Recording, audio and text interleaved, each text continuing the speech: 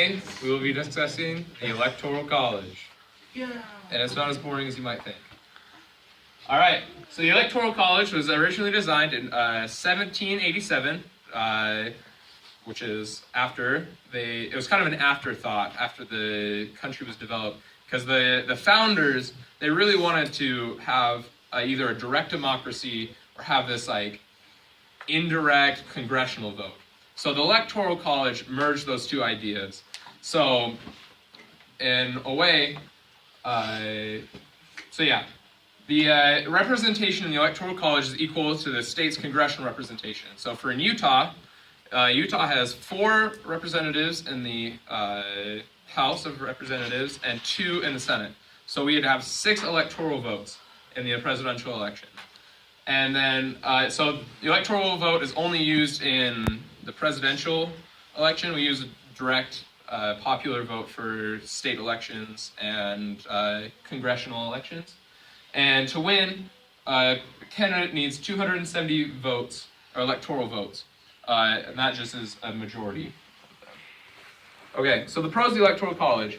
It actually gives small states a voice in presidential elections. This also includes states with low population. It allows for, instead of a full 50-state recount for close elections, you only have to do one state at a time. For example, in the 2000 election, they had to, between Al Gore and George Bush, they had to recount Florida, but if it was based on a popular election, they'd be recounting all 50 states. So it'll be way faster to recount one state than all 50. It discourages voter fraud. So, for example, in Utah, says Utah is a safe Republican state, tend to always vote Republican. And so, if a person wants to commit voter fraud, which is just adding a whole bunch of votes into the election for Utah, and so they hear all Democratic votes, and somehow that one guy is able to turn the entire state to a blue state.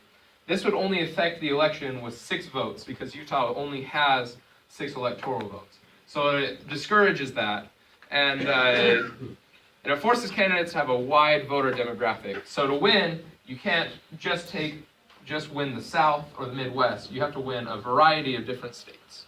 All right. We've got a video talking about this. You're the guy with the gun. The person who'd do anything to protect the one. Go ahead. I signed up for this. I want to talk to you about the Electoral College and why it matters. All right, this doesn't sound like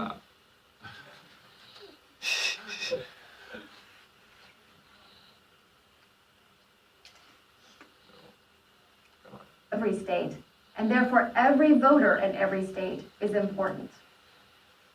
The Electoral College also makes it harder to steal elections. Votes must be stolen in the right state in order to change the outcome of the Electoral College. With so many swing states, this is hard to predict and hard to do. But without the Electoral College, any vote stolen in any precinct in the country could affect the national outcome, even if that vote was easily stolen in the bluest California precinct or the reddest Texas one. All right, so that was just more talking about the voter fraud and stealing elections. So, yeah.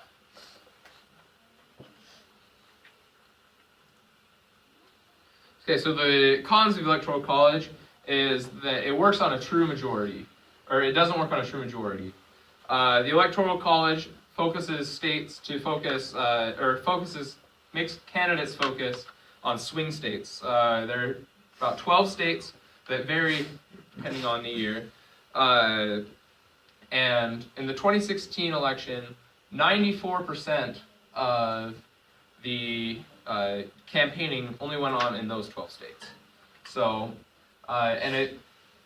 large populations, or places that have large populations, typically will help decide the election. So places like Montana, Idaho, North Dakota, that have very low population, don't really matter, kind of. to places with much larger populations, California, New York. So in these large cities, in these large states, Los Angeles, Houston, New York City, they will decide how the vote actually goes. And so this is a graphic of the 2016 election. As you can see, that this is between Donald Trump and Hillary Clinton.